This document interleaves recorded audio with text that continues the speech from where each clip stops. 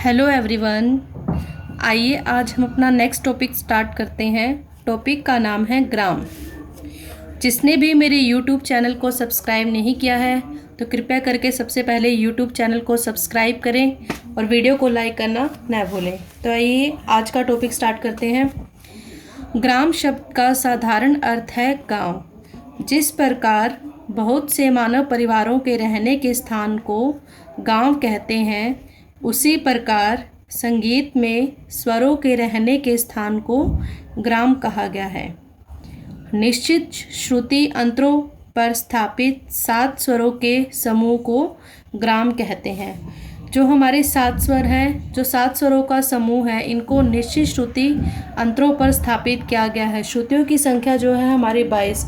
इन 7 स्वरों को एक निश्चित श्रुति अंतराल पर रखकर स्वरों को स्थापित किया गया है, तो इसे ही ग्राम कहा गया है। अलग अलग विद्वानों के द्वारा ग्राम की परिभाषा अलग अलग तरीके से दी गई है। तो आइए देखते हैं कैसे। पंडित शारंगदेव के अनुसार स्वरों का ऐसा समूह जहां मूर्छना स्वतंत्र रूप से बन सके ग्राम कहलाता है। यहाँ पे जो मूर्छना का अर्थ होता है वो यह है कि 7 स्वरों के क्रमिक आरोह अवरोह को मूर्छना कहा जाता है। जब हम 7 स्वरों का एक क्रम से आरोह अवरोह करते हैं तब वो हमारी मूर्छना बनती है। तो स्वरों का ऐसा समूह जहाँ मूर्छना स्वतंत्र रूप से बन सके उसे ग्राम कहा जाता है। मतंग मुनि के अनुसार श्रुति और स्वरों के समूह से ग्राम की स्थापना होती है। पंडित अहोबल के अनुसार स्वरों का जो समूह होता है वो ग्राम कहलाता है। हमारे जो ग्राम के प्रकार हैं वो ग्राम के 3 प्रकार माने गए हैं। तो आइए सबसे पहले देखते हैं। जो पहला ग्राम है हमारा षडज ग्राम। संगीत रत्नाकर में पंडित शारंगदेव के द्वारा एक दोहा लिखा गया है, वो किस प्रकार है आइए देखते हैं। चतुश्चैव षडज मध्यम पंचमा द्वैव द्वैव निषाद गंधारो त्रिस्ति ऋषभ धैवतो। यहाँ पे जो चतुश्चैव का मतलब है, यहाँ पर इसका मतलब है 4 षडज का मतलब है सा, मध्यम का मतलब है म और पंचम का मतलब है प। द्वै का मतलब होता है 2।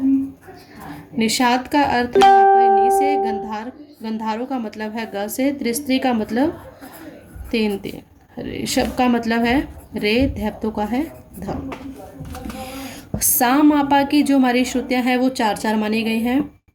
ग और नी की 2, रे और धा की 3। आइए देखते हैं कि इस दोहे के अनुसार कैसे षडज ग्राम की स्वर स्थापना की गई। सा को 4थी श्रुति पर रखा गया, रे को 7वीं श्रुति पर, गा को 9वीं श्रुति पर, म को 13वीं श्रुति पर, प को 17वीं श्रुति पर, ध को 20वीं श्रुति पर, नी को 22वीं श्रुति पर। आपको पता ही है कि हमारी श्रुतियों की संख्या है 22। श्रुतियों की जो संख्या है वो 22 है। तो जो 4थी श्रुति पर रखा गया था सा को रखा गया था। ये जो 22 ये हमारी हैं सभी श्रुति संख्या।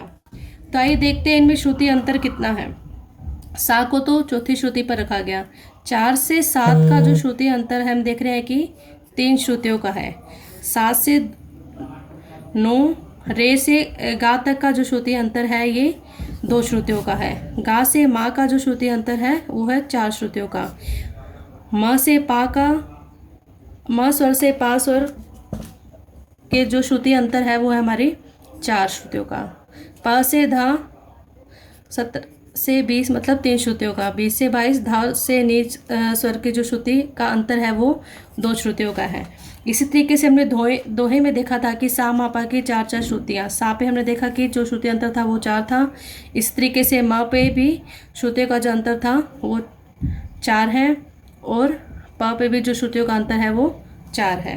और रे धा, रे में भी जो श्रुति अंतराल था वो 3 श्रुतियों का है, मतलब जो सा से रे की दूरी है वो 3 श्रुतियों की है। धा में भी ऐसे ही है, जो पा से धा की जो श्रुतियों की दूरी है वो 3 श्रुतियों की है।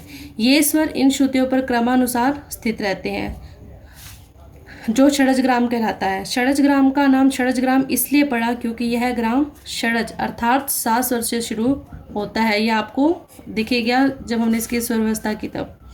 यदि इन स्वर अंतराल में तनिक सा भी परिवर्तन करेंगे तो यह षड्ज ग्राम नहीं माना जाएगा। अगर हम इन श्रुतियों में थोड़ा सा भी अंतर कर दें, एक एग्जाम्पल के लिए अगर हम 5 श्रुति को 17 से अगर हम 16वीं श्रुति कर दें तो ये हमारा मध्यम ग्राम बन जाएगा। तो इस कारण से हम थोड़ा सा भी अगर एक भी श्रुति का अंतर कर दें, कुछ भी अंतर कर दें, तो हमारा यह षड्ज ग्राम नहीं रहेगा।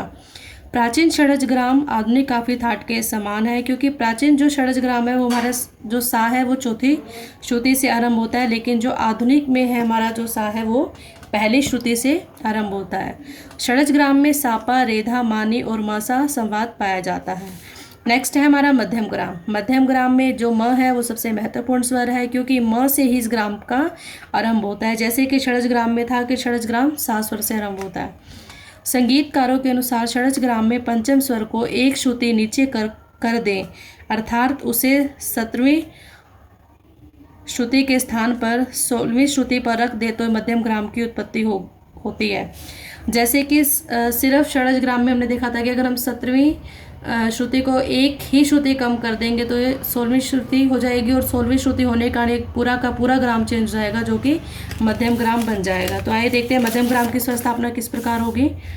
आपको पहले ही बताया जा चुका है कि जो मध्यम ग्राम है वो हमारा म स्वर से आरंभ होगा। तो म की जो श्रुति है वो 13 नंबर पे होगी, प 16, ध 20, 22, सा चौथी श्रुति पर होगा, रे 7वीं श्रुति पर और ग 9वीं श्रुति पर।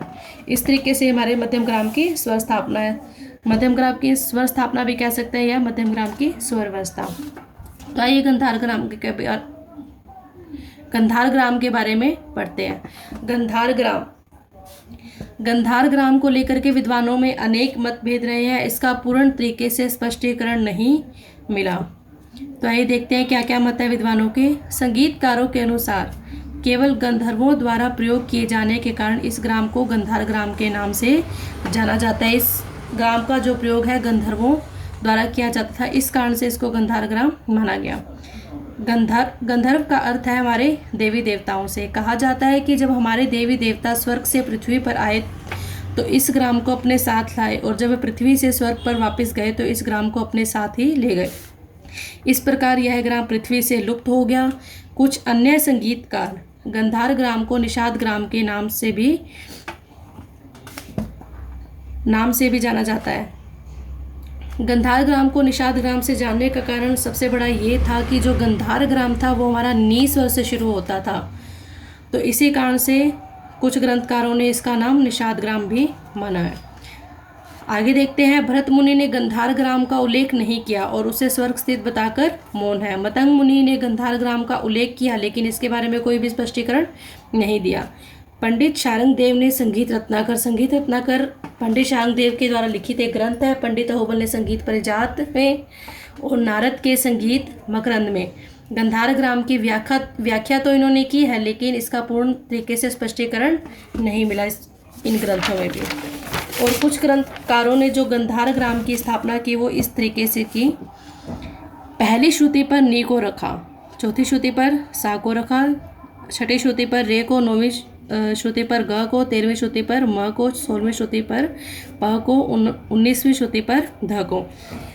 निषाद ग्राम इसीलिए जाना जाता था क्योंकि यह नी स्वर से शुरू होता था। पहली श्रुति पर नी को रखा गया।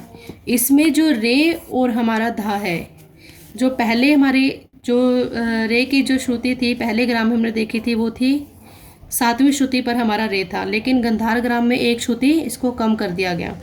और धा जो हमारे पहले ग्राम में पहले हमने 2 ग्रामों में पढ़ा कि जो धा की श्रुति संख्या थी वो 20 थी, लेकिन गंधार ग्राम में इसको एक श्रुति कम कर दिया गया, मतलब धा को 19वीं श्रुति पर स्थापित किया गया और रे को भी एक श्रुति कम कर दिया गया और इसको छठी श्रुति पर स्थापित किया गया। इसी तरह से गंधार ग्राम की स्थापना की गई।